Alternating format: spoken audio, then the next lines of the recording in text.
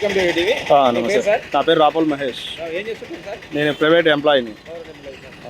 Sir ఇప్పుడు నేరడిజర్లలో municipal election జరుగుతున్నాయి కదా, ఇక్కడ ఏ పార్టీ గెలవబోతుంది? ఇక్కడ కాంగ్రెస్ పార్టీ గెలుస్తుంది. అంటే ఎన్ని ఓట్లు గెలుస్తుంది సార్? ఇక్కడ మొత్తం టోటల్గా క్లీన్ చీప్ అవుతుంది.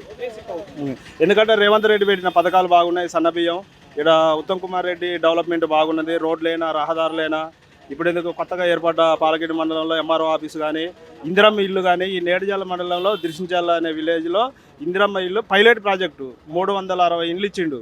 ఎందుకంటే ఈ ఎలక్షన్ అయిపోయిన తర్వాత కూడా మళ్ళీ రైతు బంద్ చేస్తారు. పాలన అయితే నెంబర్ ఆఫ్ ఉన్నది. ఇక్కడైతే కాంగ్రెస్ క్లీన్ చిట్.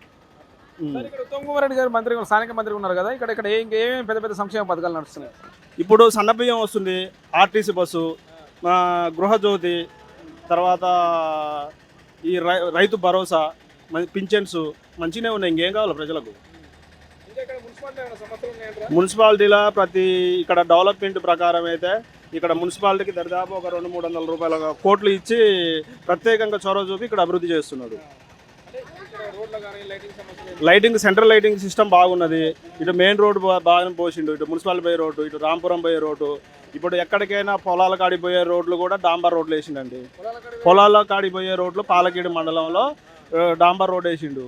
ఇక్కడ దిర్శించాల నుంచి కల్మల చెరువుకి ఇదివరకు అయితే గుంతలమయంగా ఉండే బీఆర్ఎస్ హయాంలో. ఇప్పుడు మన ఉత్తమ్ సార్ వచ్చిన తర్వాత 4 కిలోమీటర్లు మొత్తం ఆడికి డాంబర్ రోడ్ వేసినాయి. మంచిగా ఉన్నది. అభివృద్ధి నెంబర్ ఆఫ్ ఉందండి. ఇక్కడైతే కాంగ్రెస్ క్లీన్ చీట్ అంతే. ఇక్కడ మాకు ఆ పార్టీలతోటి మేము వ్యక్తిగత విమర్శలు చేయము. మాకు వాళ్ళతోటి అవసరం లేదు. ఇక్కడ గవర్నమెంట్ ఉంది, ఇక్కడ రూలింగ్ వాళ్ళకి వేస్తేనే అభివృద్ధి జరుగుతుంది. Okay okay.